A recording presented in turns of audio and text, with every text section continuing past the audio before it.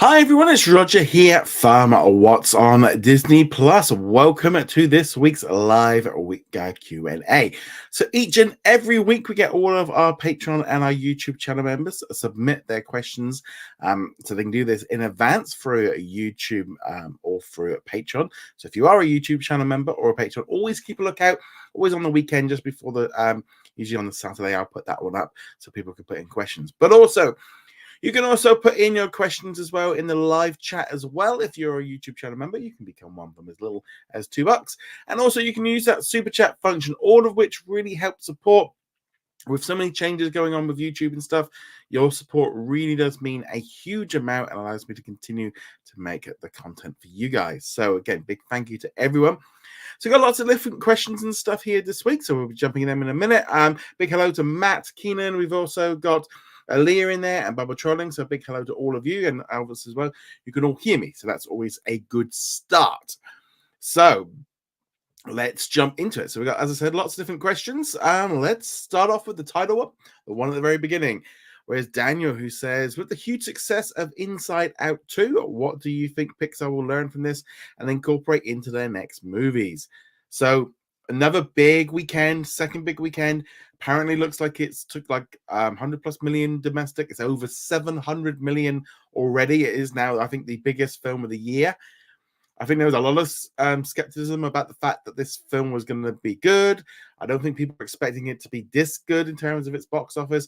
It's only been out just over a week. It's already at 700 plus million. It looks like this one is going to be a $1 billion movie. This one is going to be a huge, huge success. This is a win that Disney desperately needed. After 2023 was a abysmal year for the box office, where they didn't get any big box office hits.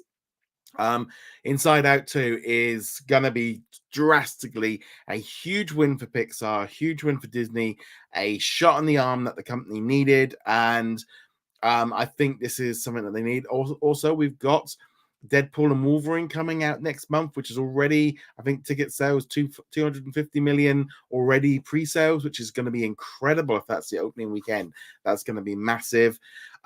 Also, now a lot of excitement now about whether or not Moana 2 is going to be a big hit. The Lion King movie out at Christmas. I don't think Alien's going to get there, but now there's a little bit more pressure, but also the expectations now. The expectation is, oh, well, you've done it now. You can do it every time, which I think is not quite fair. I think we just have to, Inside Out 2 hit right at the right time, not a lot of competition, a good, solid movie that's really kind of getting good, strong word. And yeah, it seemed to be doing very well. So I did a poll asking you guys, and everyone can vote. This is open to everyone. I asked you, what do you think the main lesson is Disney needs to learn from the success? Focus more on theatrical releases was 58% right now. Make more with IPs and franchises, 18%. Focus more on the mainstream, it's 5%. And 19% is less is more. So I actually think they need to, it's kind of weird. They need to do all of this because it's definitely shown with Inside Out 2 that they have been very, very open about the fact that it is going to be in cinemas for 100 days.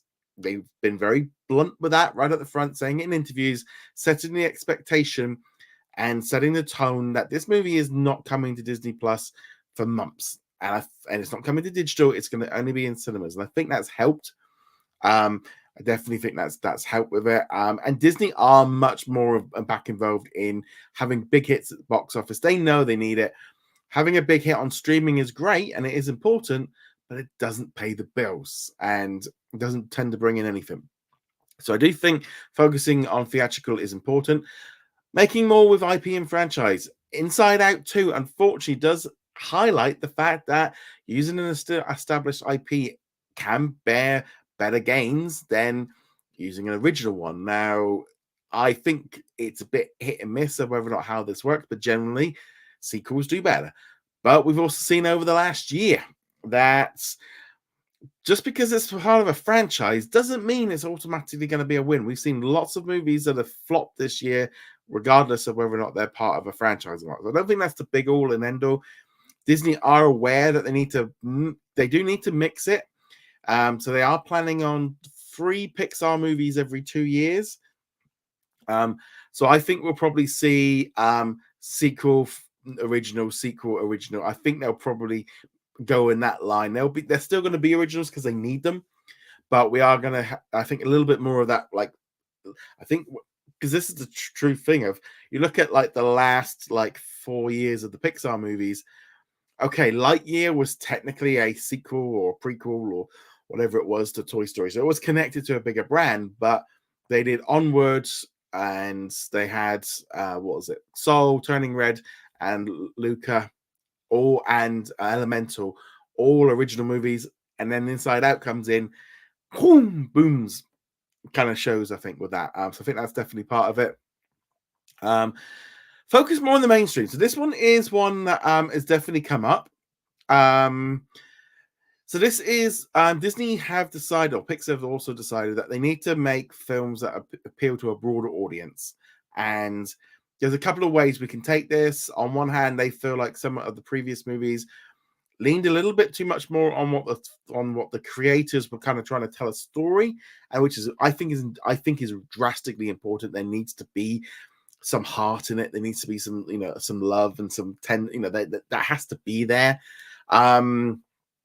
That is I think that's needed, but I think as well they need to make films that appeal to a big audience, and that is a key thing. Of having a good, strong storyline that more people can connect with will help it connect. Now, there's no point in sugarcoating it. Disney had an awful year last year, and it's still getting it. You just only have to look at what's going on with the Acolyte right now, with this kind of narrative. And I hate that using that thing about the thing that that their messaging's got too strong. Bob Iger and stuff have talked about the fact they need to tone it down. And word has got out that Inside Out 2 is a family-friendly film with nothing controversial, which is what people want from Pixar films and Disney films. And I think they have to lean in a little bit more on this. I don't think they can ignore the fact that it's not just Middle America. This affects countries all over the world. You make a movie that doesn't piss anybody off, you got more chance of making more money, especially with a kids movie. If you're making a movie for adults, then you're kind of going to have some pushing of the elements. Otherwise, it could be a bit bland. But kids and families want something that everyone can go to. And I think Disney have realized that is something that they have to kind of be more aware of moving forward. And they've talked about that. Less is more is another big thing. We know the idea that they're putting out less content. There is still some stuff coming to Disney Plus. Win or Lose. There's the Inside Outs. I'm guessing it's a short series, but we're going to be seeing a lot less from Pixar going forward. And when it does drop, it's going to be in cinemas. They are going to be going there. They're going to push that forward. And I think we're probably going to end up starting to see this across Marvel and Star Wars. Just in general, just less. We're going to be seeing a lot less in the future from this because unfortunately, they just churned those brands and tried to just copy in and paste, and it didn't work. Some comments here. Let's see what we've got. So if you've got any thoughts on Pixar and what lessons they should have learned, Keenan says if Disney Pixar can alternate sequels and original films, it could be a good balance. I think we're going to see that definitely. Aaliyah says voted for less is more. I think you're right on this one.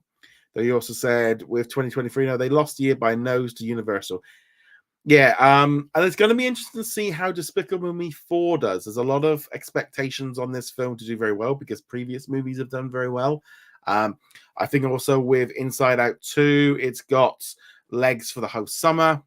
And Despicable Me, they're going to start biting into it. But I think Inside Out 2 will have managed to grab a big chunk of the audience.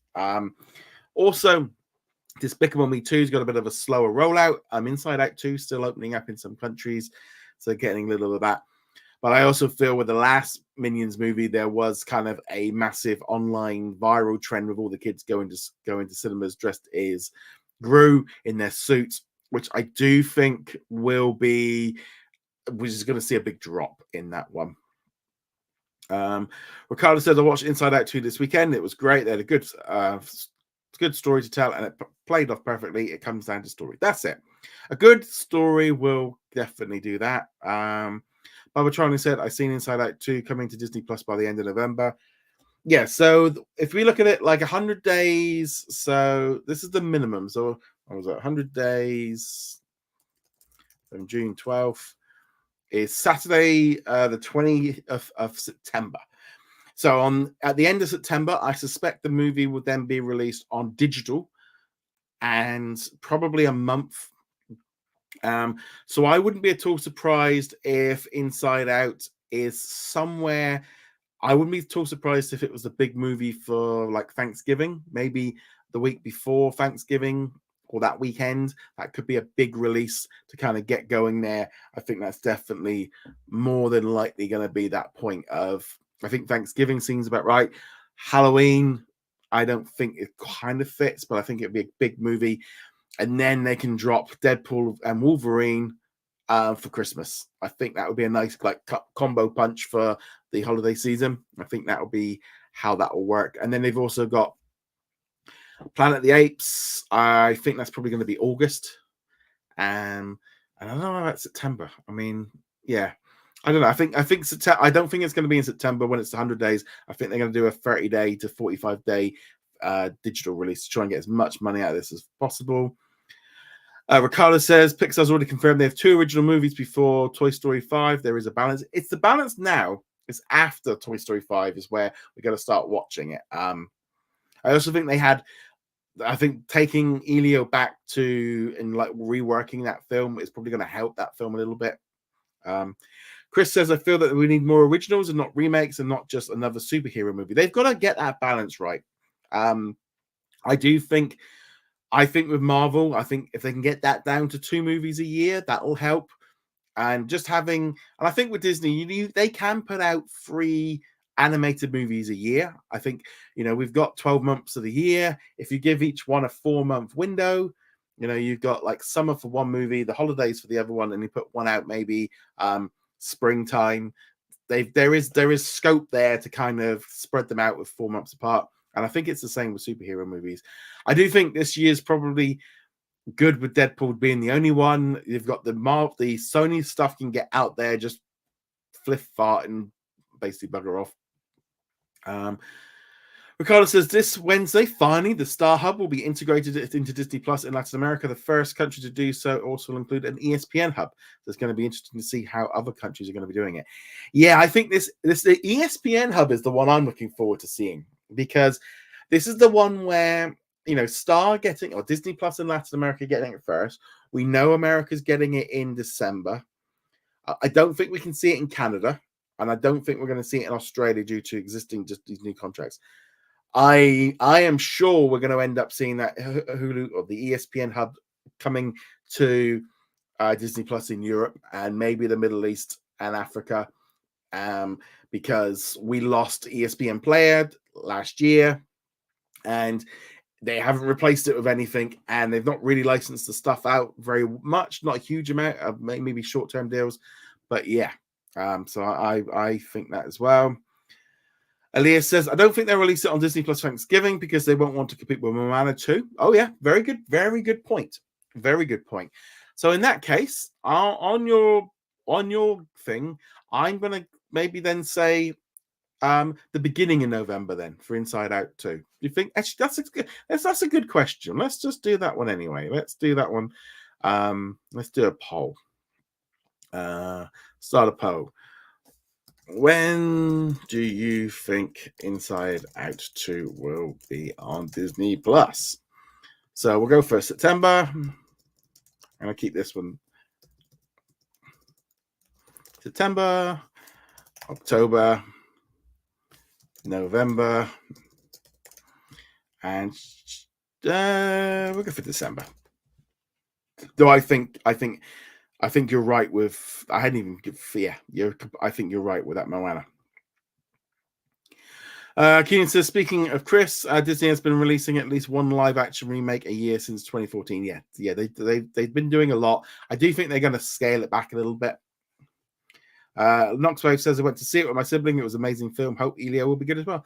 I think the extra year, 18 months on Elio is probably going to help it, because I think they're going to be able to smooth out some of the story a little bit, streamline it, make it, maybe a bit more stronger. I think that's the key word there.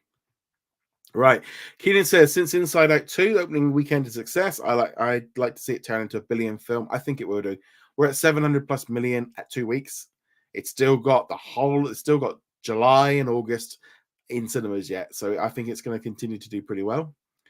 Kelly said, I saw your article that Tubi is catching up with Disney Plus in terms of viewership. I know it's apples and oranges, but will the Hulu integration help close the gap? I think when they fully combine, it will do. I think that will help. But at the minute, they're still split. Kelly says, what are your favorite memories of Donald Sutherland? I'll be honest, this is kind of one I was thinking about this. I mean, obviously, like the Hunger Games movies are ones that definitely kind of ones that just jump to mind. See, I'm more of the son, Kiefer, is the one I've seen more of his stuff. I think, yeah, I was going through some of his movies just to have a look. And it was like, yeah, I don't remember him from, but it was Hunger Games for me. Elliot says, if Disney Plus wants subscribers on the ad tier supported and they keep the price low, how will Disney Plus make money? So they actually make more money on the ads version than they do on the ad-free version. That's because they're getting paid by those companies for every time an advert gets played, for every 1,000 views, they get paid a certain amount. And so the more people watching stuff, the more adverts are going to be rolling in. This is why there's more focus on TV shows, because TV shows bring in more adverts. Major shows like Grey's Anatomy, Family Guy, Criminal Minds, those kind of shows are amazing for the streaming services because you're just churning through those episodes one after another and you're getting multiple ads. So keeping the price low on the initial price gets you in, gets you hooked, and then they can make more money on it. Now, I wouldn't be at all surprised, if we start seeing more ads creeping in. We've already started seeing sponsored by things. For example, here in the UK, we've had the Kardashians is sponsored by L'Oreal. Was it L'Oreal? I think it's L'Oreal. Yeah, they've actually sponsored shows. So I think we're going to start seeing some more bits and pieces on that. Elliot says, what licensing deals are still in effect? There are still lots. We don't know. None of it's out in the public domain. We don't really know what's going on. We can tell by just looking right now, like in the US, there are deals in place with Tubi. There's deals in place, obviously, with Fox to get hold of content. You've still got HBO, still got stuff. Stars still got stuff. Here in the UK, Channel 4, BBC, ITV, the UK TV networks have got it. In Australia, there's channels with them. There's all over the place they've got deals. And I think we're going to need to get used to the fact that they're going to be sharing their content out a little bit. Elliot also says, once Disney Plus gets all its deals done and the content begins to become more frequency, how big or popular will Disney Plus become? I think in order for Disney Plus to kind of move to that next level, we need to I do think that all the time that they've got this Hulu and Disney Plus separation, we've kind of got this they're not quite fitting together properly and they're not quite firing on all cylinders. The advertising is not going towards everything. When you think of a new movie coming out or anything like that, it's getting a bit hot in here. I just realized it's like 24 degrees. I know that's not hot to you guys, but here in the UK, that's a lot. I think that's going to be the big thing. And I wouldn't be at all surprised if we start seeing more deals on the ad tier. That's where they're going to get you. They're going to get you in. They're also going to get you people locked in with deals with cable networks and stuff like that. I think that's going to be where they get in on it. Mano says, if you were the head of Disney streaming services, what would you do to make the business better? So I'm going to put this out to everyone. Let me know in the comments. Send in your super chats. Let me know. I'd love to know if you were the head of Disney streaming services, what would you do better? So let's start off, shall we? So we got a little bit. This one was one I did like, and I thought, I've got a few here. Right. First and foremost, I think Disney need a clearer strategy on how to present Disney Plus on a global thing, and that is a much more streamlined, simple process of eliminating a lot of unnecessary just conflict and friction. Of the fact is, a show comes out on one day globally. That's the key thing. So a show comes out at the same time globally, on the same date globally. So the PR market can reach everywhere at the same time. So if you're putting out a new episode of Ahsoka or whatever it is, you put it out, and at the same time, so everyone gets it. I know some people like the evening drops, but in reality, it doesn't seem to be making a huge amount of difference to ratings and stuff, and it makes PR easier. Having them be global shows, have them get ready to make sure that they're available in as many languages and as many subtitles and as many dubbing as humanly possible, to make sure that they can create a buzz around shows, and to kind of, so when something comes out, everyone can get in on it. I would commit to, if you're going to do weekly, go weekly. If you're going to do binge, go binge. Pick one or t'other. Don't this wishy-washy release schedule of people don't know what to expect, because it's all over the place. If you're going to release The Bear, release it weekly. Do it. I don't think linear is. I still think linear is important. And I would say, if you've got a new episode of The Bear, put it out on the same day.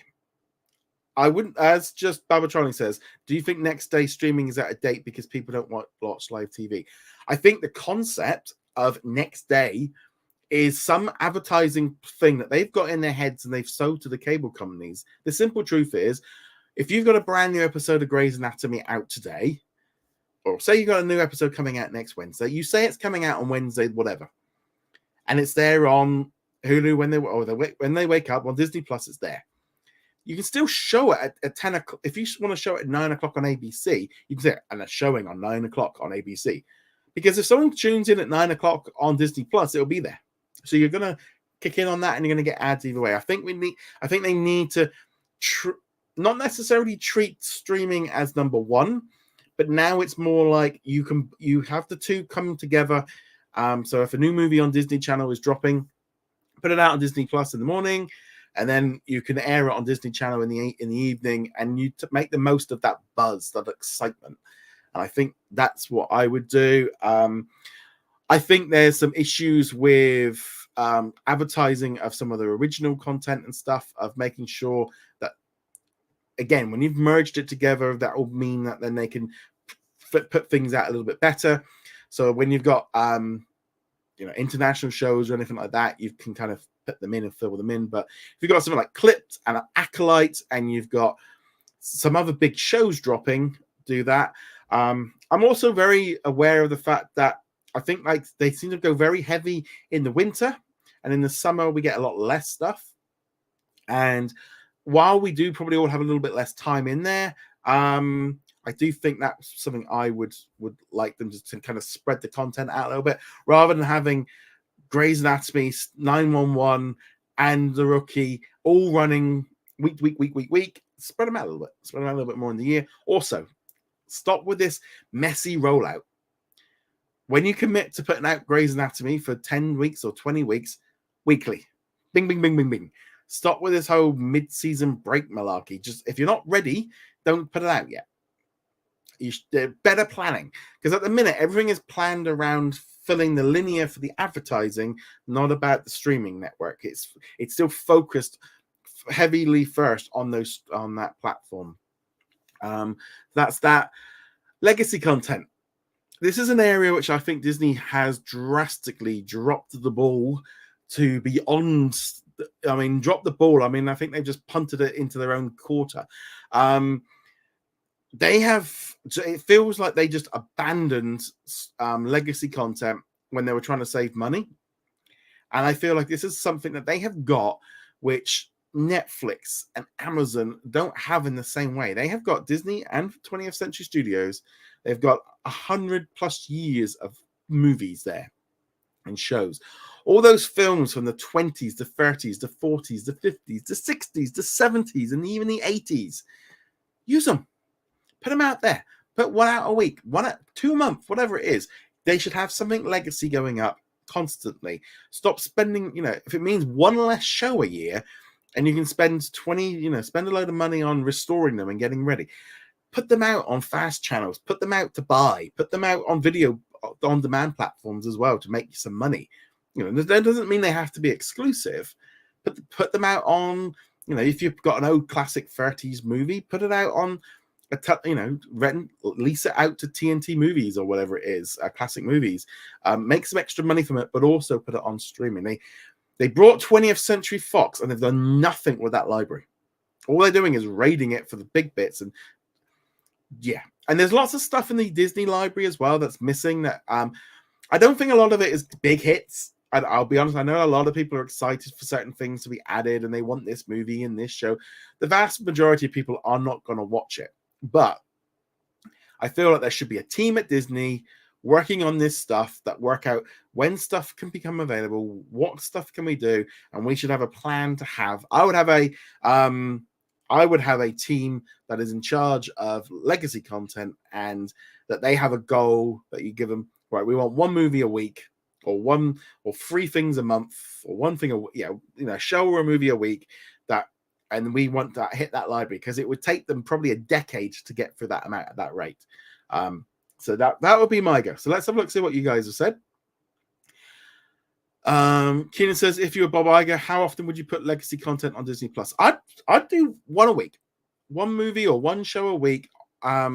Just keep, and if you realize then you've got a massive back catalog and it's going to take you 10 years to do so, maybe you can speed it up a little bit when they got going. But just a constant dribble of classic movies. Maybe you put out a bit of a bulk to begin with to kind of get like some movie, but you don't have to do a lot, but just do something. It's incredible. When I was looking through the list the other day of all the films in 20th Century Studios from the history that is just not on Disney Plus or Hulu, and it's just like, this is ridiculous. I know younger people might not want to watch it, but they're going to have a lot of older people on there as well.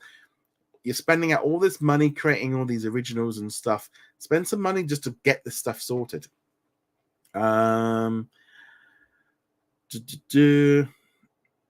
Aaliyah says the banners could come to life, autoplay a trailer. Yeah, I think a bit more interaction on the front would be good. I think the main thing for me would be like a little banner that says new episode or expiring soon, that kind of thing.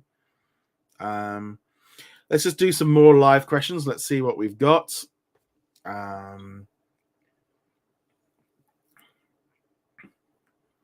Knoxville says, have you seen Inside Out 2 yet? Not yet. I was going to go see it. It's kind of one of those weird things. I did try and get tickets last weekend. To be honest, I didn't give it a lot of thought about the fact that I needed to book tickets. But my wife wanted to go, and this weekend we've been busy doing some bits, pieces, and stuff. I just didn't have the time. But we'll go see it at some point. Ricardo said, I recently saw news mentioning the Disney Star Alliance merger on India could take a while and might not be completed until the end of the year. Let's hope they figure it out. Yeah, I mean, I think this is, again, legislation and rules and stuff indicate that this was probably going to take a little bit of time to do. I still think it will probably happen. The big thing for me really is the fact of here we are 4 years on. Hotstar is not part of Disney Plus outside of India. We don't have any of the originals really are on there. There's some of the like Indonesian ones, but generally nothing really from India is on Disney Plus around the world. And even in the United States, the Hotstar content wasn't included in the Hulu on Disney Plus side, which for me was a big sign that this stuff is going. Chris says, what are your thoughts on The Acolyte? Ooh, right. I am enjoying it. I enjoyed the first 4 episodes. I did see them a few weeks ago. I am really looking forward to watching next week when I can watch a brand new episode, and I want to see where it goes. I'm enjoying it. It's fun. It's Star Wars. It's goofy. It's a little bit silly. It's better. It's a lot better than Doctor Who. I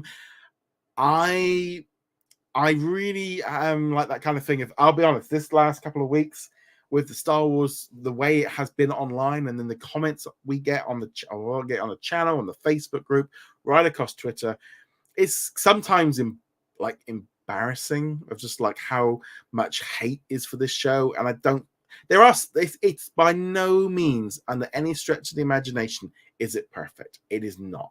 It is not a perfect series, and there are lots of issues with it. But this whole thing is just blown out of proportion. Some of the things people are moaning about. I mean, I saw today people moaning about the fact that the Coruscant is written on the bottom, when they go to planets. and I don't know, some Jedi. I couldn't even remember. I didn't even know what the guy's name is. People are all upset that it's broken from the book, from a CD-ROM from the 1999 or something. It's all a load of rubbish.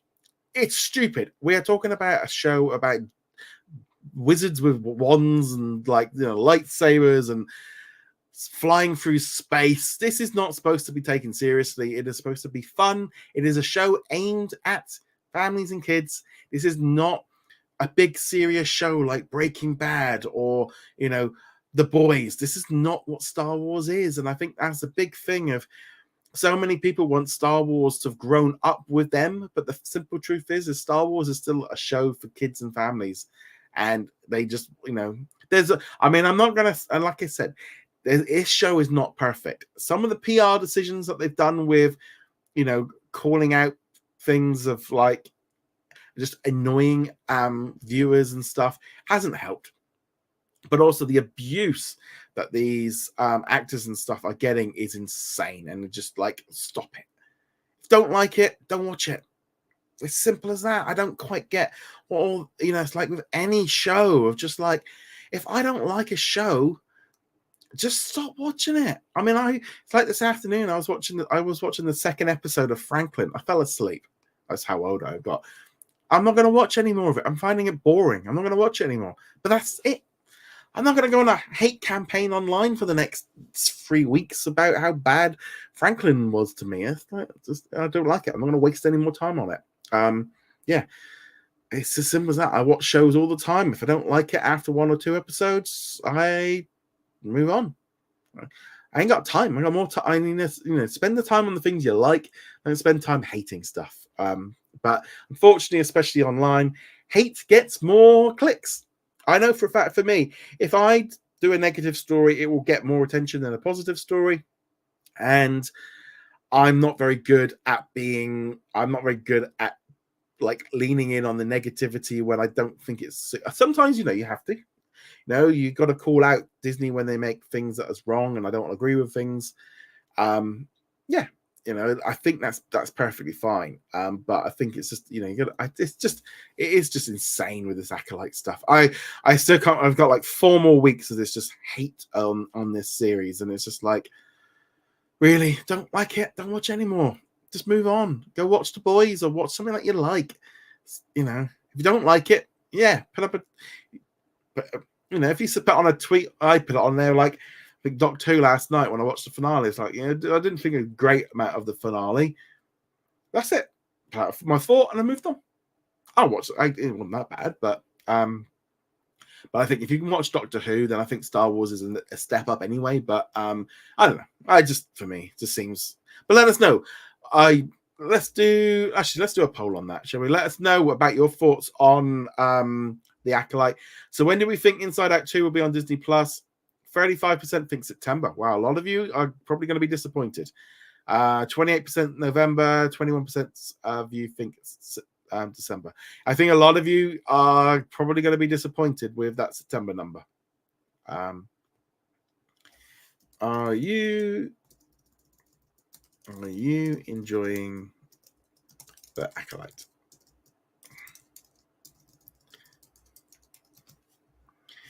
Yes. No. NA. So not watching. Right. Okay.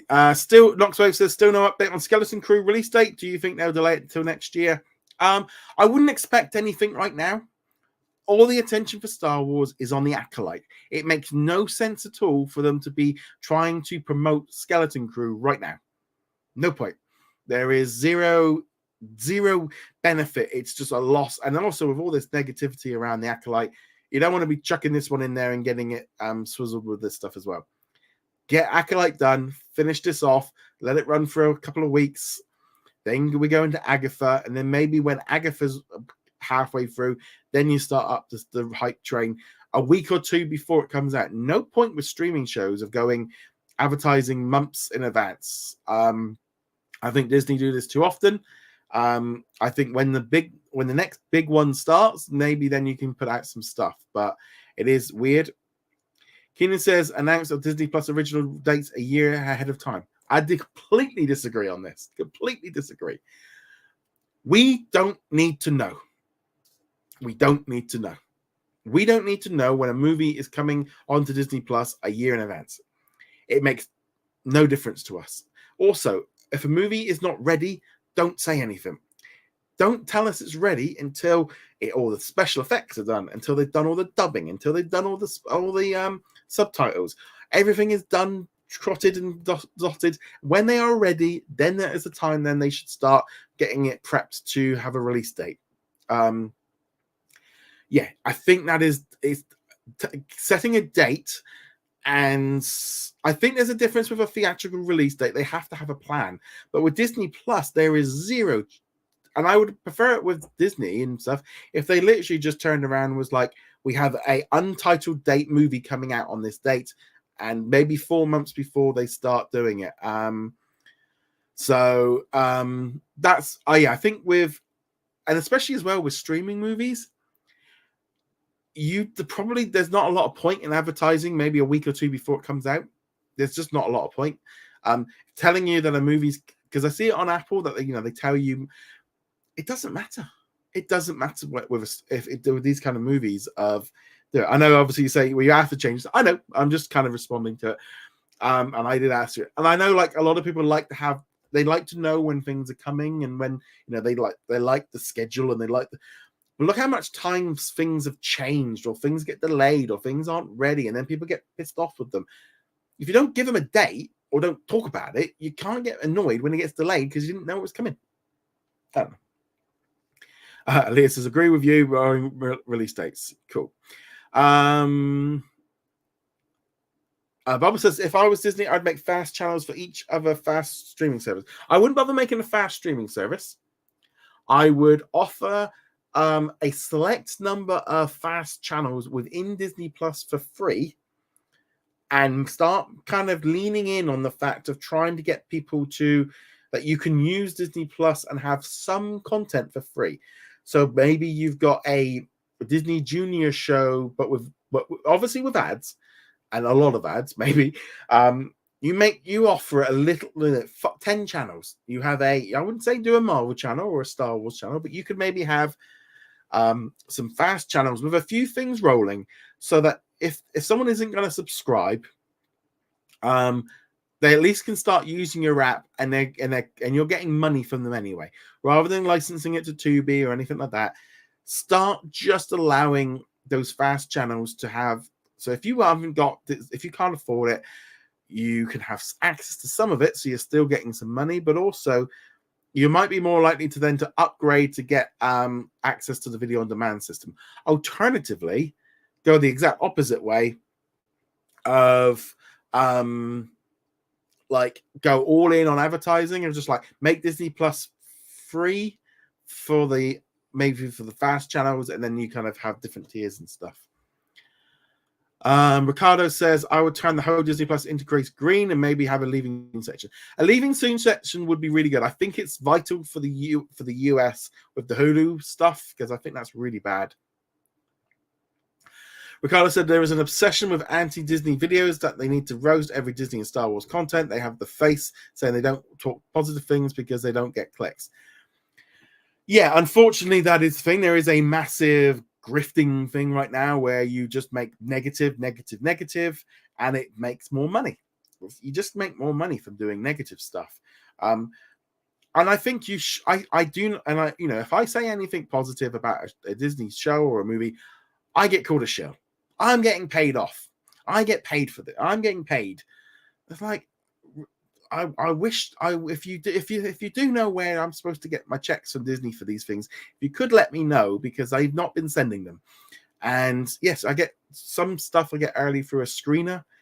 But if I don't like it, I'm going to tell you. If I do like it, I do. I generally have probably I'm more happy with just things that are a bit more fun. I'm not quite so picky on some stuff. I'm generally a bit more easygoing on stuff. But there is this anti-Disney thing, and unfortunately, to me, it's like if you are doing multiple stuff and all you are doing is negative, and there's never any positive in that is not being at that point having, you're not clear, you're not what's the word, being like balanced. You're only going for that because it makes more money, and if that's all you want is money, that's one way. But I do think that this is going to start becoming much harder for them when Disney starts winning, and Disney's winning is the thing of what starts happening of when these things start disappearing. Of it starts getting much harder when Disney starts winning, but then they start nitpicking even more. So Inside Out 2 is going to bomb. It's going to bomb. It's going to bomb. When they're not talking about how great it's doing, because that doesn't fit what they want to do. Ricardo says you don't see videos talking about how great Deadpool and Wolverine, even though they've created a fictitious feud between Ryan and about, or just talking about X-Men 97 not being on Nielsen. Yeah, the trouble is with Deadpool is they know they're trying to create some kind of negativity to try and get some clicks, and unfortunately the box office is not going to work for them for that, so they're trying something else. X-Men 97, it's an animated series about a show from the 90s. This is not it's like, oh, it didn't reach Nielsen. It never was gonna. What are you comparing it to? Bad Batch never hits things on there. Haley's on it never hit. These are shows that animated shows do not do as well as live action. In the mass audience out there, the mass audience will see an animated thing and just go, nope, that's for kids, and not watch it. That's wrong, but it's what happens. Bubble Charlie says, how do you react if you see people criticize Disney Plus? Do you ignore the comment? No, not it depends on the concept of like what the comments and stuff are. If it is a constructive criticism, I have no problem with it. I don't have any. If you say to me you didn't like Doctor Who this week, you didn't like the Doctor Who finale because you thought the story was a little bit weak at the end, and you didn't like it. Right, cool. You didn't like the Acolyte because you just thought the acting's a bit funny and you just weren't into it, or you're not enjoying the story, or you think it's not very well. You don't like the pace of it, or you're just not into it like that. That's fine. I have a problem. That's fine. It's the relentless of when someone only ever posts negative, you're like, yeah, there is that thing of like, I don't want to, when you get thousands of comments a day, you have to.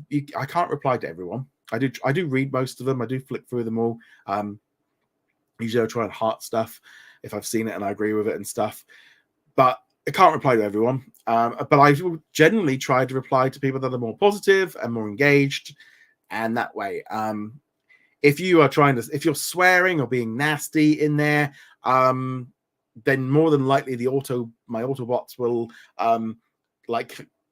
kneecap it anyway, so I won't see it because I don't want to see it. It's I tell you what, and it is really bad sometimes. It's not so much now, but years ago when I first started doing this, the first year or two, it really played hard. I wasn't prepared for the amount of insults that come in from doing this kind of stuff, and people caught like being so angry and taking it out on you and leaving bad comments and being aggressive and just being nasty, and the messages I get from people and the abuse. Now I know I don't get it anywhere near as bad as other people do, and that's not an excuse on. It's awful. Some of the stuff that get called in messages and stuff is horrendous. 5, 6, 4, 7 years old. I've become more hardened to it. I don't engage with it in the same way. That's just the bottom truth of I don't have. I would say my skin has got a lot thicker on it, and I'm just like, no, I'm not doing it. I see this one here. Have you ever kicked people out of the podcast before? Not really. This is why I like to do the live chat, the live stream for members, because it gives me a little bit more you know, you basically, because the members and stuff, you have to, it kind of slows down that roll a little bit. So haven't really needed to have done that too much, but we do get comments and stuff on there. Most of the time YouTube will pick out keywords that I've put in. I mean, I have a massive list that I have inputted of every basically swear word and stuff in there to kind of get around it and stuff. It's horrible. It is absolutely horrible. And it's like when people say it's like your free speech and, you know, you're entitled to say this and stuff. It's like, yeah, but it's like, you might feel like you have, you know, but if you said that to me in the street, you're going to get punched in the face. That's the difference of, and it's how you deal with it online. You know, most of the time, and this is to be a thing of, if you see someone that is just being constantly negative and constantly attacking you and constantly being nasty and stuff, you do sometimes just feel like, man, your life must be so, you know, why are you so bad and stuff? That's a real kind of thing, really, of like, sometimes you just think like, you need a hug or something, because, you know, especially when you're in a Disney group and Disney community doing it, and like, you're coming in and picking on like Pixar movies. You want to go kick a cat, or, you know, it's like, what's wrong with you, kind of thing. I don't know. That's a little bit of thing, but yeah, it is very hard. And there has been some times when I've been angry and I've been upset, and you know, and so it's more so when it's a personal thing. Like some of the nasty stuff that's coming through of. And yeah, as film watcher, thank you so much for becoming a member. Yeah, it is crazy about being negative. And there's nothing wrong with being negative. And I think that's the key thing. There is nothing wrong with saying that you do not like a show, or you do not like a movie. And I do not like this movie because of this. I do not like the movie because of that. And I didn't like the music of this. Or I just didn't like it. It wasn't my cup of tea. I didn't like this actor in it. I didn't think that was good. I didn't like the story in that. That's all perfectly legitimate criticism, and that is perfectly, have a thing fine with it. But it's when it becomes personal, when it becomes you know, aggressive, and when it becomes nasty, and it's like you're hiding behind a screen, and it's just very, it can be very, very nasty sometimes, and it does get to you. And it is bad. And, you know, like the political stuff, and especially with some of this political stuff of like, I'm not even in the United States, and sometimes I get angry, and I'm like, why? And like, I sometimes will just like not look at the stuff because I need a break, you know, and it is very difficult. Thank you so much, Chris, for your super chat. Thank you so much. Funny thing with that, people that complain about Disney Plus and other streaming services are people who don't intend to sign up, but they still watch. It's the hate watching that gets me, Chris. That's the thing that really gets me. But again, thank you so much. It is. I don't get this whole thing of, if you really do not like a show, just why waste your time on it? But I think like some people enjoy like hating it, and that becomes the hobby. And it's like, I'd rather be watching something I enjoy. I don't like it, I'll move on. And I think that's definitely do it. Noxway says, do you think Disney will remove the Acolyte next year, like with what happened to the Willow series? There's not a lot of people like it. No, they're not going to do that, because the show's a success. It's making money. It's streaming stuff. Willow got dropped because it was part of a small, and also it would cause massive problems if they deleted it and you couldn't get it. Willow was underwatched, very, very expensive, and it didn't really matter in the long things. Also, hate watching is bad. Yeah, it is weird. If you don't like it, don't. And I think, you know, there's a kind of thing like, oh, they tell you not to. If you don't like it because it's got, you know, if you don't like it because it's got particular messaging or an agenda or things in it that you don't like, fine. I mean, I think there's this kind of weird thing like, well, I've been able to watch it all this time, and now I can't watch what I enjoy it.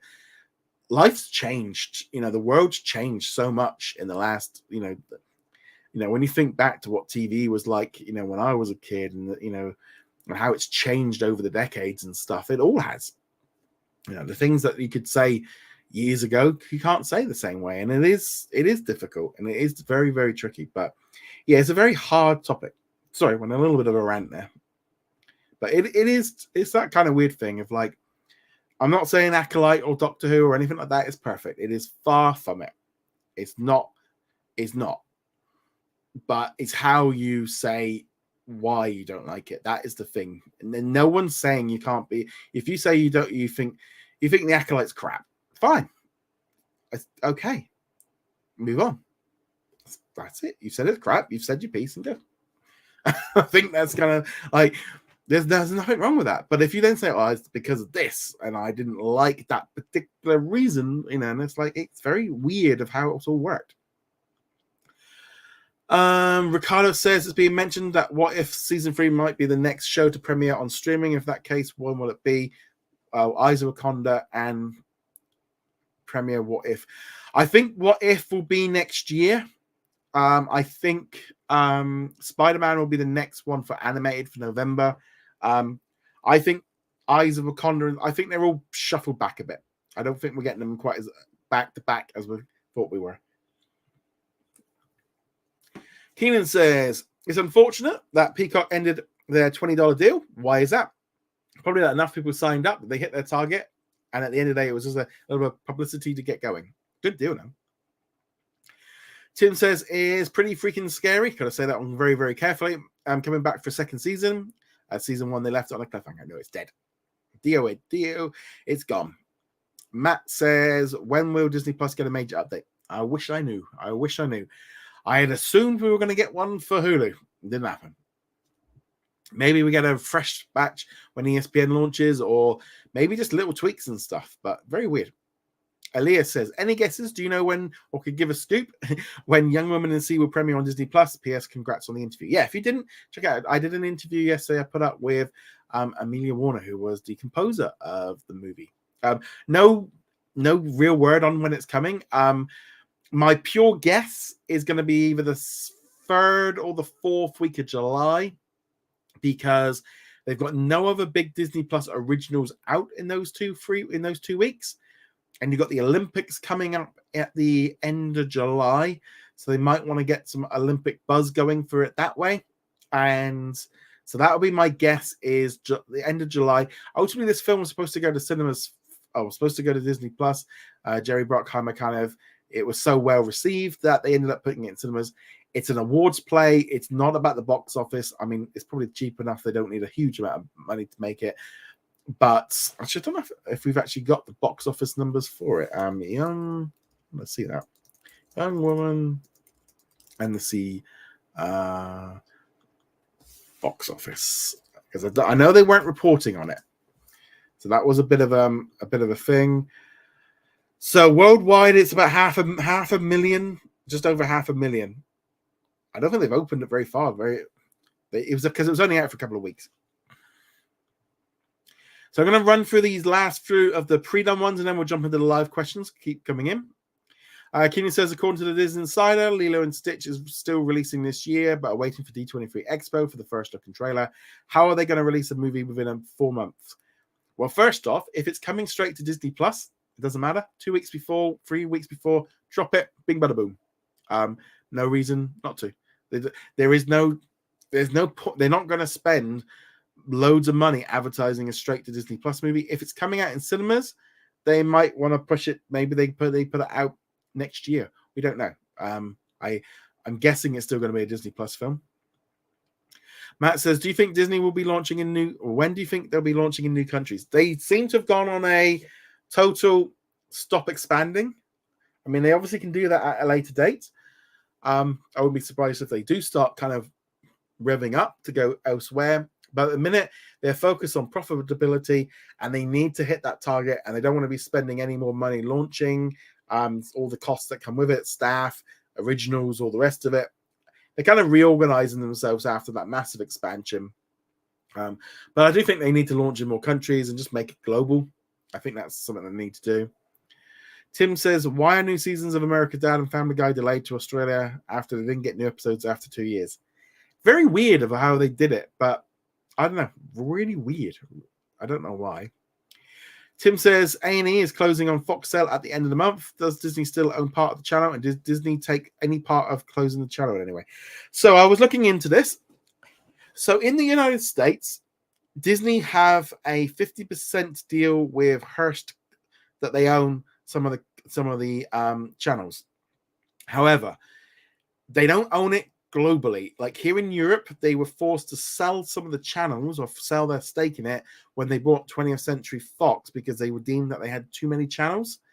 It looks like in Australia, Foxtel actually own the channel or own A&E. So there was obviously going to be some input because they would have had to be licensing the content from the big mothership company of A&E. But I suspect, by the looks of it, because there's a lot of BBC channels as well leaving Foxtel, we're really starting to see a lot of these cable companies drastically dropping the amount of channels that they're offering, and they're probably going to end up. I wouldn't be surprised if Foxtel starts including Disney Plus in a bundle for the ads, and that might be how they get around it. But I think you're just seeing classic cable in classic satellite television. They are all getting to the point where they are losing channels faster, and some of them they're closing them down because there's not enough people are watching them that they need to be running. Mahmoud says, do you think Disney will add an UFC pay-per-view within the ESPN hub? Yes. I think there is reference within the terms and conditions about like a premium access kind of access for ESPN. So I think they will continue with that. You also asked, how will ESPN Plus be integrated into the Hulu hub or into the ESPN hub when it launches in December? Will it be included for all subscribers or will you need to upgrade? Think of it exactly the same way as Hulu. If you are a Hulu bundle, if you're part of the bundle or you've got an ESPN Plus, you're going to have access to it. If you don't, you're only going to have access to a small selection of stuff. A little bit better than maybe the Hulu side, but they've already kind of shown how they did it with Hulu. Keenan says, why do Disney Plus original movies have less advertisement than theatrical? Inside Out 2 is just made $700 million. Pinocchio made $0. They don't make any money from advertising it. They might get new signups, but the truth is, a new movie is not pulling in enough money for new signups to warrant that kind of thing. You're really seeing them pushing shows over here in the UK. I was driving on the sea this morning along the seafront. Big poster, Disney Plus, The Bear. That's what they're advertising because that's what's going to get it in. A new movie, and a lot also as well of you. A lot of the Disney Plus original movies aren't good enough to really pull in that audience either. All right, so that's the end of the pre-done question. So we're now going to jump back in. Babak here says a good one. Free speech doesn't mean that you're exempt from consequences. That's why you can say what you want, but you can still get fired from your job. Yeah, and also as well, freedom of speech does vary between countries. You don't have, like here in the UK, I don't think we don't have that in a constitution. It's a bit different. But there are consequences from your words. And I think the trouble is online, there's a definite case of you've got a lot of people that are hiding behind fake names and user IDs and therefore feel they can get away with it. There's been a lot of pressure here in the UK and also in Australia to make it so you have to have your ID and stuff. And if, that the police could track you down from your ID to really start stamping on this, because all I know is I really would hate to be a teenager growing up right now with social media. I would hate it. I would be awful.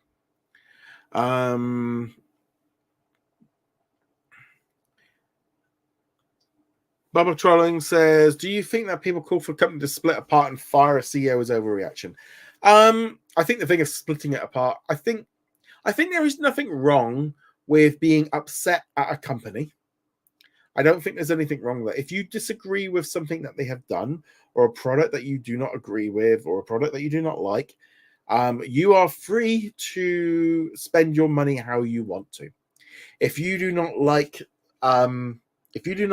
Star Wars The Acolyte, you are perfectly fine to, if you're like, right, I am not watching any more of this stuff, I'm out, and you want to cancel your Disney Plus subscription, you go for it. It's your choice.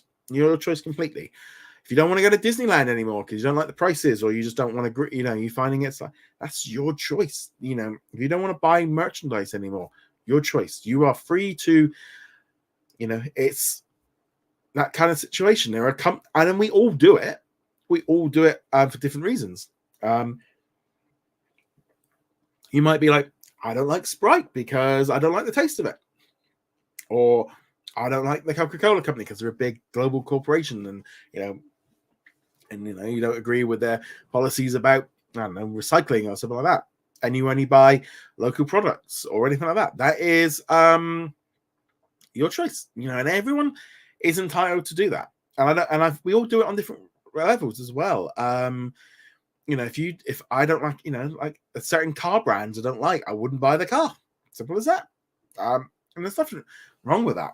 And I think complaining online about a company that maybe you've been missold, or you just don't like something, there's nothing wrong with that. There is nothing wrong with complaining, nothing wrong with it. But it's when it goes into like obsessive, or into hatred, or into insulting.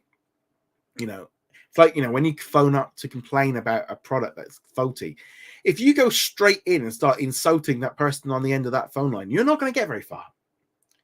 I've worked at a call center and stuff. If you start, you go into a shop and you instantly start swearing and cursing out the staff in there, do you think you're going to get a good result?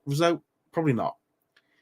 And that's kind of the thing of there is that kind of weird thing of you got to look at it very differently.